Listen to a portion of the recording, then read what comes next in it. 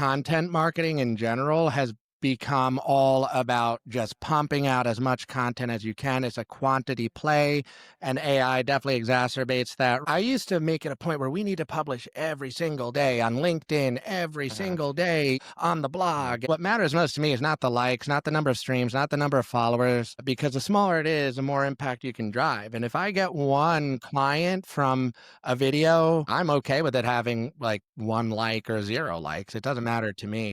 Welcome to Marketing by Design, where you and I learn from our favorite founders and marketers on how they built their success and told their stories by design. I'm your host, Andy Milligan, founder of MMG Design. Let's get started.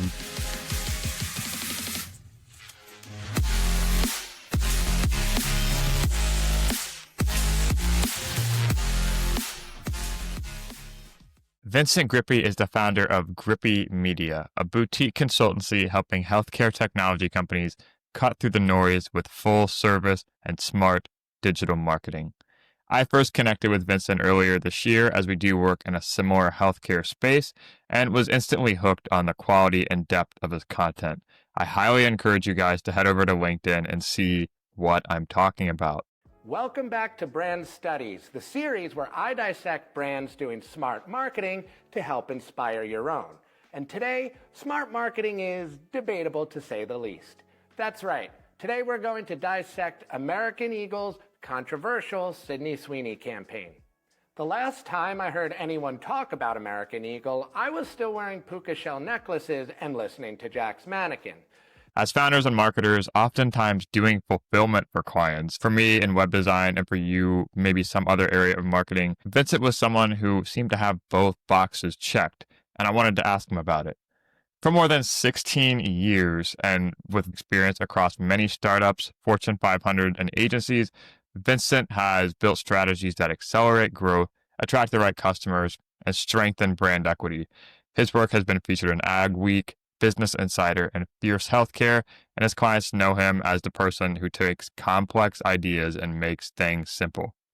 In this episode, we talk about his perspective on balancing both content creation and fulfillment, his take on an effective method for repurposing, and his signals of how his own content performs and gets him clients outside of just the visibility stats. I'd love to hear what you guys think of the episode. If you enjoy, be sure to tag us and let you know you're listening on LinkedIn. Special thanks to our partners over at the AMA Columbus chapter for supporting us as always. And if you have a minute, leave us a review on Apple or Spotify and we will read it on the next episode. We've done a really bad job of asking for reviews. We just crossed 2,000 downloads. We're starting to do this more. I appreciate you guys tuning in this week. Welcome to Entry 113. Now, on to the show. I think that's the most important thing too, is making sure that you're putting content out there that your audience is actually going to enjoy.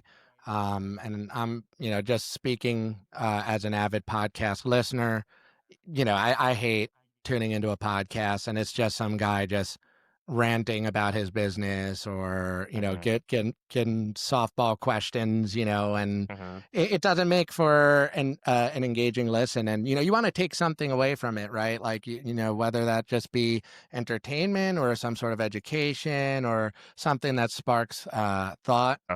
So I'd love to hear kind of like how you're thinking about, I know it's always like less organized in our own minds than it looks from the outside, because I see Vincent, I see him on YouTube. I was like, wow, I know this guy has it dialed in like a Notion database or something where he knows every piece of content that's going out. It's what's your general mindset around it at this point?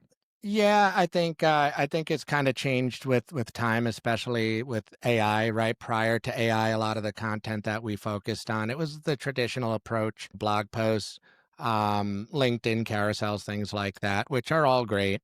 But anyone who uses LinkedIn, since you've seen AI sort of take off, you could tell that like 90+% of the content on there seems disingenuous, it's AI generated. I mean, ironically enough, even when people are talking about AI, they're using AI to generate it.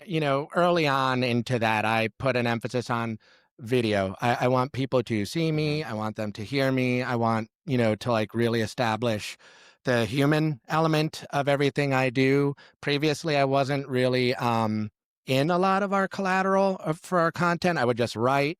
and that's it. And it was usually, more educational based content. Now, our strategy, you are correct. We do have a database like where we're planning the topics we want to talk about. And we actually plan it in a way where I want to tackle a topic that's really important in a lot of detail in a long form video, no longer than 10 minutes. Most of our videos are around 5, depending on the topic and Mm-hmm. how granular we want to get. And when building the scripts for that, I break out individual ideas. I write in mind that, hey, I want to take segments out of this, be it 30 seconds or a minute or just under 2 minutes, and promote those as their own individual, clips as well. How do you think about repurposing? Do you have a process like within there of actually testing this is what's working and then this is the thing that I want to actually push like a little bit further down that funnel? Yes, coming from the, big New York City marketing and PR agency world, um, I'm a huge fan of campaigns. I do not like Mm-hmm. the trend of just writing about whatever, just putting, Mm-hmm. whatever the content of the day is, just putting it out there, and it just feels disconnected. I really like to think of things as each week we're doing a campaign. Like we are focusing on one topic and we are going to cover it from different, angles and at different, lengths, if you will. Mm-hmm. For us, I think early, maybe early AI or chat GPT rollout, everyone was a fan of, hey, repurpose your content. So like, if Mm-hmm. you do a podcast, turn that into clips, of course, and then turn that into a social media post. And I don't think there's anything wrong with that, but our methodology, our approach to it is actually expansion, right? So the topic is the campaign and we want to expand on it in different ways. So my video, I use that as a way of like, hey, if there's one opportunity you get to hear me or my business, discuss a certain topic, this is everything we would want you to hear us say about it in this given, time frame. And it's very scripted, it's very concise because we want to be respectful of your time. Uh, Mm-hmm. then, like I said, we expand on that. If you want more details, then that we offer in a video, or you want to go deeper into the research surrounding a topic or studies that we've even published around a topic, then we turn them into long, comprehensive blog posts or reports Mm-hmm. that we link to the videos. You could go and check those out on the site. And then same thing, right? Then like we'll blow that out in more detail into like a newsletter, or we'll turn a topic into like a carousel. So if we're talking about, Mm-hmm. for instance, we just did one on how to build trust in B2B marketing, and there's a nice long video for it, but towards the end of the video, I give 5 tips, 5 R's to building trust in B2B marketing.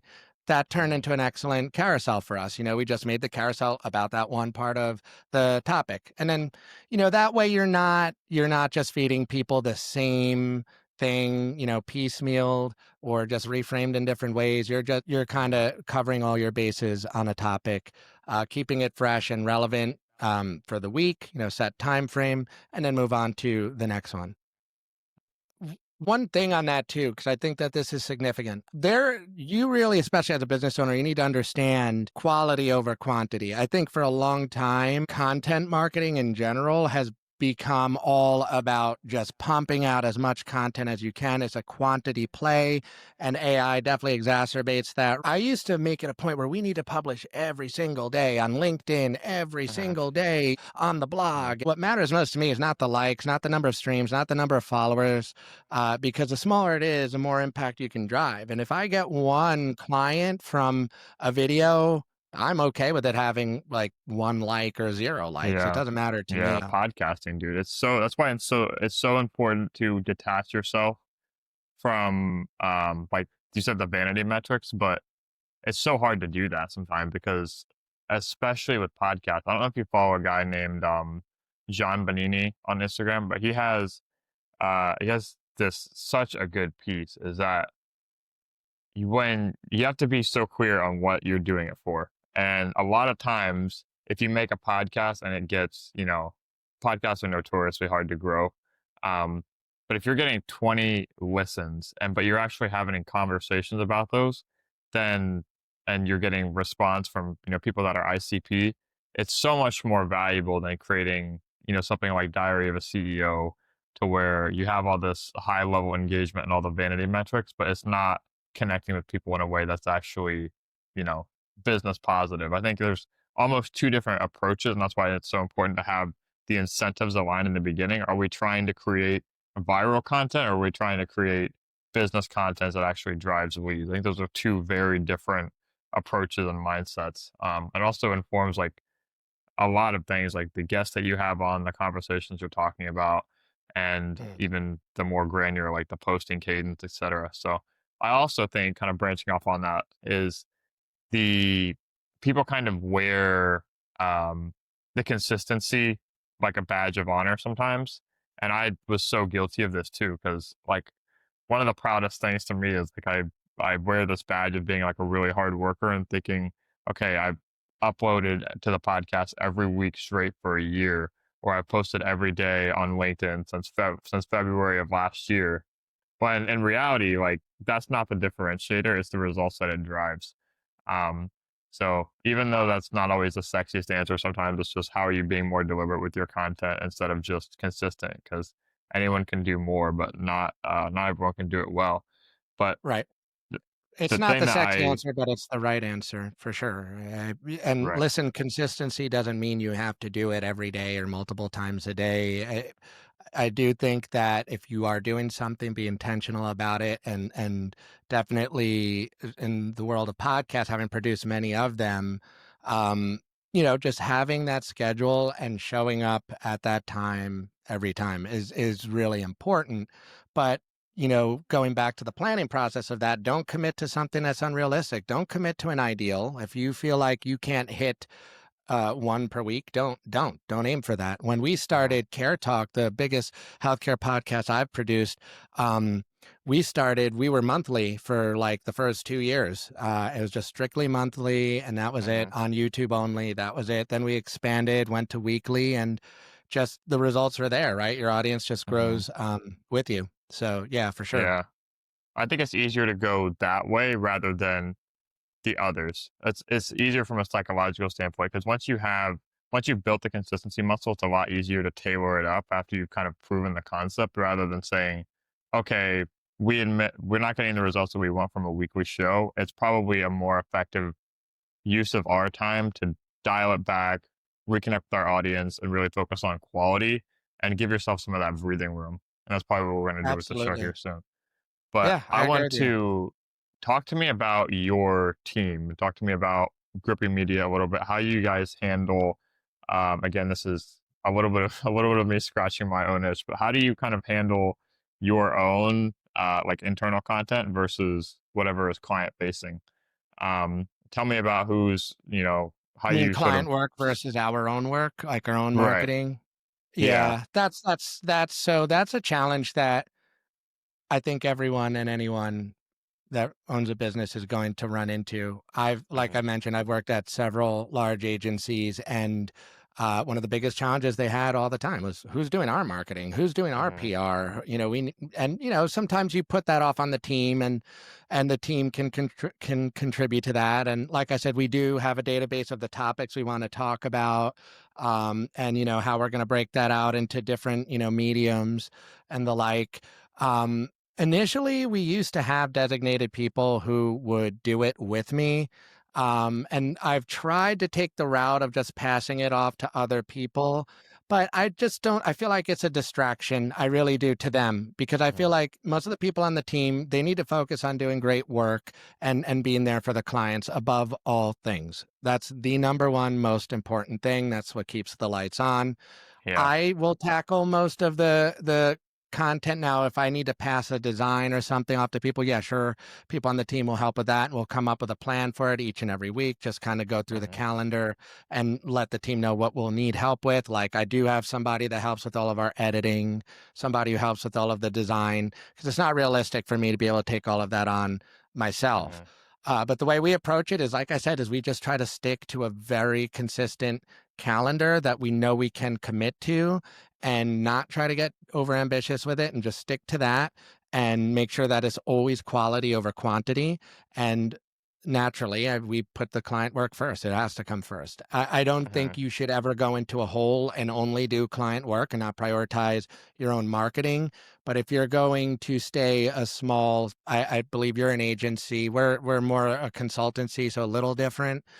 Hmm. Um, it's important that, especially for us, like we're on calls with clients all the time. We're integrated with them. We're, Hmm. FaceTiming with them, all of that. We can't be sitting here, what LinkedIn post is going to get me the most likes. And Hmm. honestly, when I see that on LinkedIn, and I think this is part and parcel a bigger problem with social media and why there are so many studies, including a great one from eMarketer last week on digital burnout. Um, Too many people just, again, prioritize the quantity thing. It's not human nature to get exposed to someone so much on a regular basis. Like just even your friends, even your family, you need your space. Every day I Hmm. log into LinkedIn, I'm seeing like it's the same guy on the top of my LinkedIn. He commented on this post. He posted this. Hmm. He posted that. And I always wonder, I'm like, man, do you work? You Hmm. probably have a team helping you, but do you Hmm. work? Like Yeah. I'm busy. I'm too busy to be doing that. And I'd rather stay busy doing client work than like, just posting on LinkedIn for the sake of posting on LinkedIn. So I think what's happening is people it has a reverse effect now. People are getting fatigued on, oh man, like how many times you have to mute somebody on social media because they just get annoying. You see too much of them, or you just Hmm. see too much of this content. You don't want to be annoying. You want to just Hmm. be informative, resourceful. And that's what we try to aim for. So, like I said, we try to keep it very, very consistent, but controlled. I don't want to be pumping out tons of content anymore. And again, just going back to what I said earlier, I have seen much more monetary value, business value, and brand value from prioritizing quality over quantity and making sure that when I do put something out there, it's thorough, it's detailed, and it's 100% me, and the Hmm. business. Yeah, that's spot on. How do you talk about, how do you think about the types of topics that you're going to cover? I know for us, like a lot of our work is visually based because we do design. So our three pillars are community. We go to a lot of local networking chapters, and this is kind of be kind of a high level example for any small agency or freelancer who's starting to put together their own content strategy for themselves and balancing that with client work. So a lot of like for my main pillars, we have community. We show that we're at a lot of networking events, pictures with meetings that we have with clients, things like that. Another element of our posting is like visual work, so things we have done. Another part of that is thought leadership and actual value. So research, Mm. what's working on sites nowadays, things that people can actually learn from. Do you recommend having like a sort of three sort of you hear that, and I even mentioned in the beginning, is talking about like content pillars because that's what everyone when you start to get introduced to content, they're like, all right, make your pillars and then be consistent with those. Do you frame and even as you talk about the campaign approach, I get the feeling it's more singularly focused. But within that one topic, are you thinking, okay, this checks the boxes of validating our company, it checks the boxes of the signals that we want to put out with our content and where we're showing up. Yep. So, like what you and I were speaking about earlier, I think it's always important in everything you do to exemplify your expertise, right? So, for example, if I was just doing, a blog post about, I don't know, how to write a blog post, right? Mhm. Uh, Man, anybody, you'll find a trillion different blog posts about that. You'll find, if you search, using Google AI mode or ChatGPT or anything, they'll just summarize everyone's blog post for you. So they Mhm. now effectively all wasted their time trying to create a blog post that, throws their hat into the ring of that topic. So when we talk about a topic, we always try to do a couple of things. We try to bring in research. First and foremost, I think, let me just back up. Our audience is decision makers, right? So we Mhm. try not to, and we found in the past through trial and error, getting too tactical, getting too entry level does not resonate with them, and it makes sense. They're not in the weeds as much as somebody who might be, executing an ad campaign or something. Hmm. So we keep Okay. it very strategy focused. But we like to pull in all of like the trends, reports, research into one place. Like what should these people know? What did they probably not have time to read? We try to bring it all into one place, frame it with our own opinions and background. So there's that education component of like, okay, this is how this works. This is what the trend is. This is what studies have found. And in some cases, here's what we found through our own studies and research. And here's my opinion. Like, here's how we think you can strategize for something, how this would impact your strategy or impact your team, impact your brand. That's what we try to focus on. We've done a bunch of stuff that, where we get like really tactical. But when we do that, again, that's not really what our target audience is looking for. When my following in terms of my YouTube channel and all the videos and stuff I do grows a little bit more, that I will absolutely 100% be investing in that, because I think that what we've found is, I mean, this isn't profound, right? This isn't unique to us, but the amount of reach you get on social media and the like is not what it used to be. A lot of social media right now is getting shaken up by AI. A lot of the content is AI. A lot of the people, especially on LinkedIn, who follow you are just trying to automate outreach to you. So they follow you, right? They immediately DM you an automated message trying to sell you on something. I get them by the dozens every day. And now you got a problem on your hands. These people are following you. So when you're publishing your content, you're wasting what little reach you do get on, people that really, I don't want to phrase it this way, but I will, people that don't matter, that aren't really part of your audience. So I think, the biggest struggle for people right now is how do you get a direct line of communication in with your audience? And I think owned media is a great way for that. Like we're talking about here, like podcasts and the like, newsletters, if you can manage it. But I think communities are the best way to do that. And what I found is, like with podcasts that I really enjoy, if they have a community, if they have something like a Reddit, if they have a Discord, Slack channel, I will definitely join it, and you get active in there. And then all of a sudden you're interacting with like-minded people, discussing content that you're passionate about. And, I hate to say it this way too, but 9 out of 10 times the audience, the members, they're doing the work of keeping the community alive. And keeping it engaging, keeping the experiences going. And that is the point I just want to highlight before I just stop ranting here, is too often, I should say, with marketing, people conflate marketing with being just content creation and content marketing and just making noise. But we're forgetting about that experience component.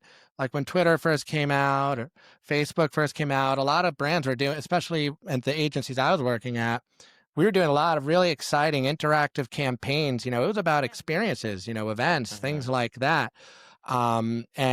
We've kind of, I guess, tossed that aside in favor of just pumping out content. Content's commoditized now. Everybody can do content, video, everything. It's really commoditized now. So, you have to have an experiential component in your marketing, and it's going to go that way. I mean, you're seeing Dig is being resurrected right now by the co-founder of Reddit and the original founder of Dig, and they're making it more of like a controlled, community-based platform where even the ads you get are relevant, and they moderate and try to filter out all AI content, stuff like that.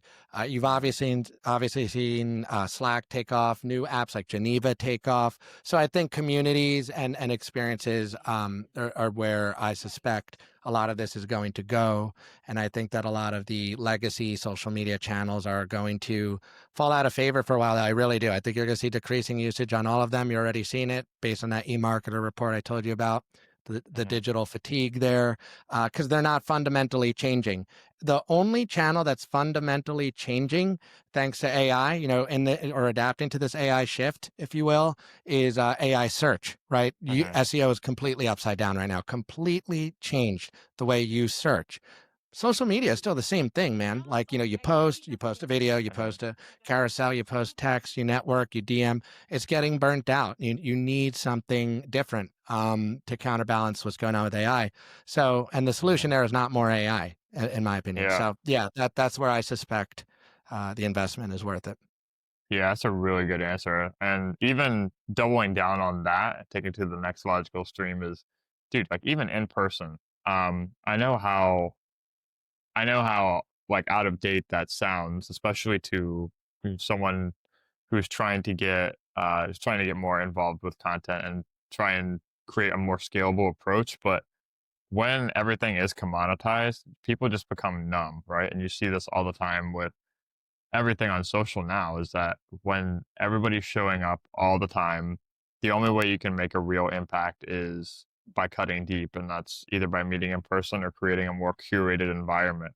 And I mean, we've seen this stuff in the past, especially you made the really good analogy there with email, is just controlling the communication a little more.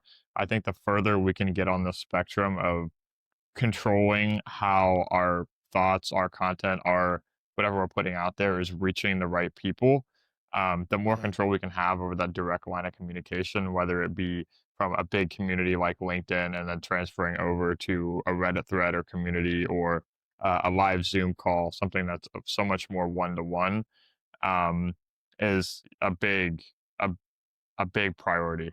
Um, Yeah, and then you're the more 100% right. closer, yeah, the closer you can get to that communication, especially in person. I'm seeing a lot of people that are ahead of the community building, and that's where you see a lot of content creators going to because they're seeing this as well. They're losing touch with your audience because just having a big profile, no matter what platform it is anymore, doesn't guarantee that direct line of communication anymore like it used to. It doesn't mean having a follower now doesn't mean that they're automatically going to be shown your content in the future. Um, so But I it think, doesn't also mean that the follower is valuable anymore either, though, right? Because, mhm, like, I talked about this in videos I've done, but it's the depth of engagement that matters now, not just engagement. So there's mhm, times where I'm sure you if you've released anything on like YouTube or even with a podcast, cool, yeah, we got a stream, but then you look at like the average duration of the stream or something, and it's like yeah, 10 seconds. mhm, That's not depth. That's not. There's no depth to that. There's yeah, no value to that. It's like what you said. That in person element or the one to one element. The experience there is critical, and I think that. Um, We've done some presentations for businesses where like we've gone in and we've trained staff on things, or we'll just give us a chat about like trends in a certain area of marketing, things like that. And that has turned into deeper engagement. That's turned into people subscribing to our newsletter, people, yeah, following us too on social media, but they're actually commenting on our stuff. They care about our stuff. And it's not the surface level commenting that you see on mhm, LinkedIn too often, right? It's like, people actually paying attention to what you're doing and giving you useful feedback. And a lot of mhm, that goes back to the social element that's been lost with things like social media and the internet. Now everybody is just too concerned with talking at people rather than talking with people. And to give you just a practical example, I'm a huge fan of the podcast Better Offline. The host, Ed Zitron, awesome dude, like one of my favorite content creators or thought leaders rather for right now. I got to collaborate with him. We've had him on one of the podcasts we produce. um, love his podcast. I know when it comes out, he's very consistent, but he's got a great newsletter that goes along with his topics of the week, and then he's got an excellent subreddit where, yes, the community keeps itself alive. We share topics and stuff, but he jumps in there, he comments, he does AMAs in there. Like if he's about to mhm, jump on a flight, he'll say, hey, I'm waiting for my plane to take off or I'm on a flight, ask me questions for the next 2 hours and I'll answer them. That's human, that's interactive. That to me is way more impactful than throwing up, like a cool carousel on LinkedIn and, just kind of loading it up with hashtags and just AI dribble, stuff like that. It's just, mhm.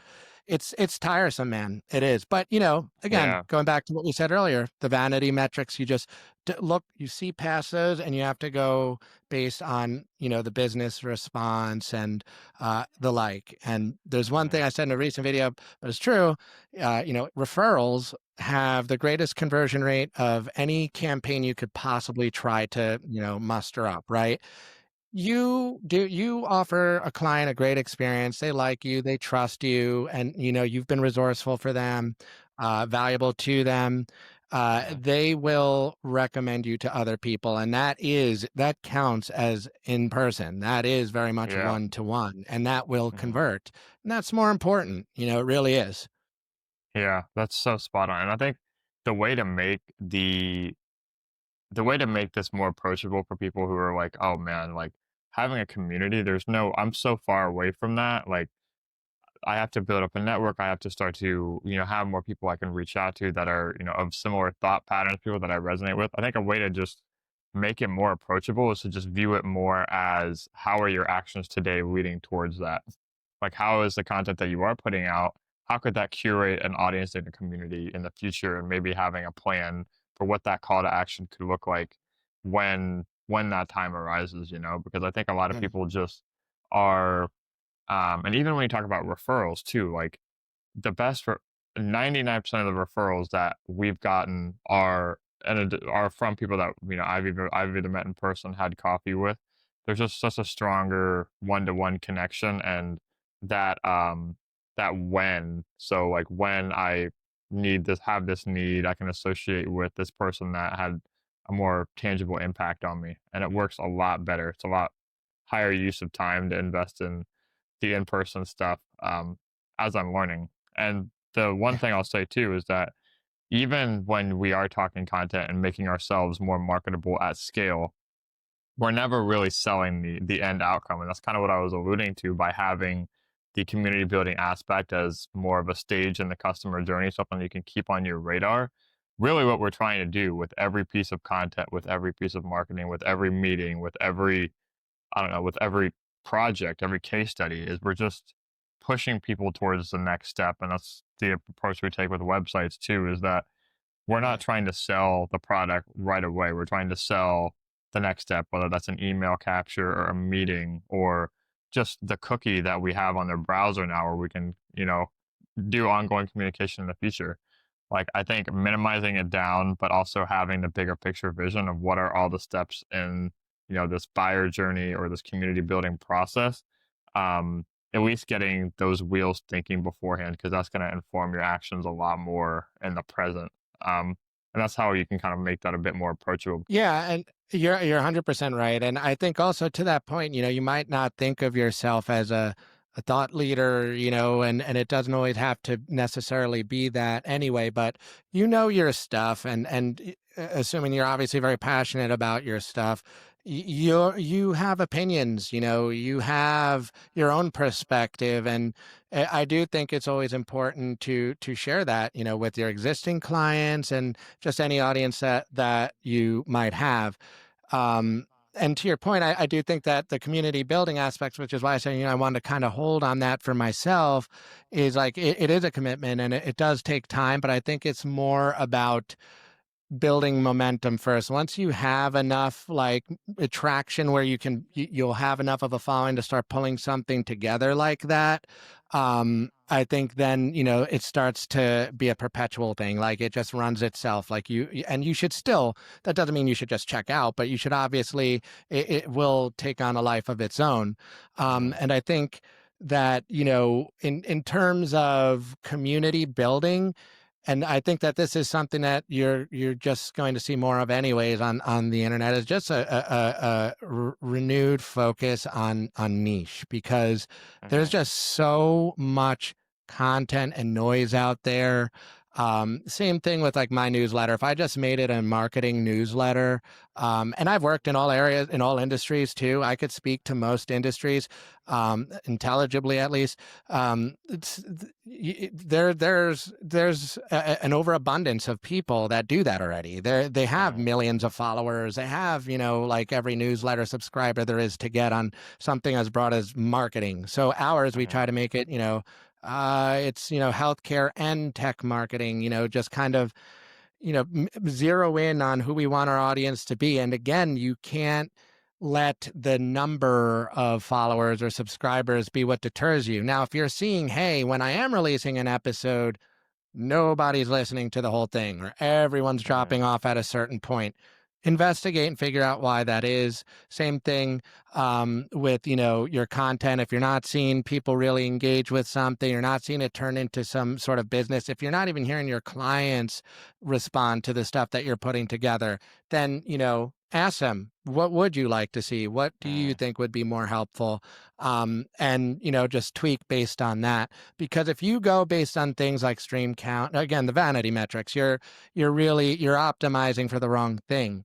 And you won't stand out. And that, that's something that we saw. That's kind of like with keywords, right? Like, you people wanted to always just get as much coverage by, only writing about or creating content around known keywords, but keywords are rigid and, they lack finer context and nuance than how, humans actually speak or seek information. So, mm, going out there and talking about things maybe that are more granular or more niche than what most people would write about, being differentiated, if you will, is mm, actually it's a benefit, it's a perk, it's an edge, a competitive edge versus mm, just following the lead of everyone. They're going to summarize your content. So if you're just following people on, again, just writing a blog post about how to write a blog post, mhm, that's been done a gazillion times already, and there's another gazillion people who are just entering the market thinking, oh, I need to write about that topic too. mhm, It's going to get summarized, and it's not going to warrant anybody doing any further investigation into you or your business. You should try something different, something more specific and niche. mm. Smaller isn't always a bad thing. It's Yeah. really not. Well, it's the only way you can really create a hedge around your own unique mind share, like what your business, what your service, what your differentiator actually is. You said something there I don't want to glaze over, and that was talking to past clients and customers because those are the people that tell you what your value is, you know. And I neglected this for the longest time. I see a lot of people like in our AMA chapter, people who are starting freelancing, trying to build their own service businesses and trying to market themselves, is Mm. that they're framing their business around what they want to do versus they're leading with how they want to with what they want to do during the day, what actions are fun to them rather than what provide the most value and what people are responding well to. So, like for Yep. example, I think like a reply to a newsletter, I would say is worth 100 comment, maybe not 100, but worth a substantial amount of comments on LinkedIn, just because of how close Especially that considering audience most of the is. comments on LinkedIn are AI generated Yeah, now. So, exactly. Yeah, I mean, yeah. there's levels to this. There's like an equation somewhere, but the closer you get to that customer, the person that you're actually adding value to, they're going to tell you more about your business than you ever would know. And that's not going to just inform how you should do your own messaging. It's also going to inform your own content, the pain points you should be speaking to moving forwards. Um, I think the reason a lot of people don't do it is because it's doesn't feel inherently sad. It almost feels too easy. And there's a lot of examples like this in business too, where it's like the like posting less, right? It's like, oh, that's the easy way out. That's not what I should be doing. And it's almost counterintuitive. But looking inwards, finding your differentiators from people that actually have experienced what you deliver is just Mm. it's very top of mind for me because that's what I've just recently done is gone through all our old testimonials and think, okay, what are the specific words and value adds that we can more portray in our own marketing on our own site and sort of drink our Kool-Aid a little bit here. But Super um smart to do that. thank you, Very man. Yeah. smart. But yeah, man, sort of this has been a great this has been an awesome chat. I sort of took the selfish approach and I had a lot I wanted to learn from you just because of the way you show up online. I appreciate you actually having some substance to the content that we see out there from you. And like I said, I see nothing but up and to the right for you and the company and everything for you guys moving forwards. And you taught me a lot, not just in this conversation, but in all the content I've watched about you. So where people can find you, continue the conversation, connect with you on LinkedIn, and learn about everything that you guys are producing, what you have going on.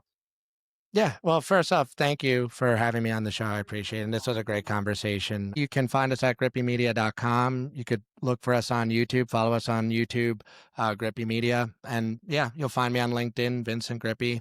Same thing, company, Grippi Media. And if you like our content, give us a follow and, interact with us. And thanks again also for the kind words about the content and stuff. That meant a lot too. I think that to me again just means more than 100 comments on LinkedIn or 100 likes, like we were saying. It's just knowing that what I put all my time into is being viewed as valuable to other people. They're taking something from it is all that I need, honestly. So it's great. Mhm. Thank you.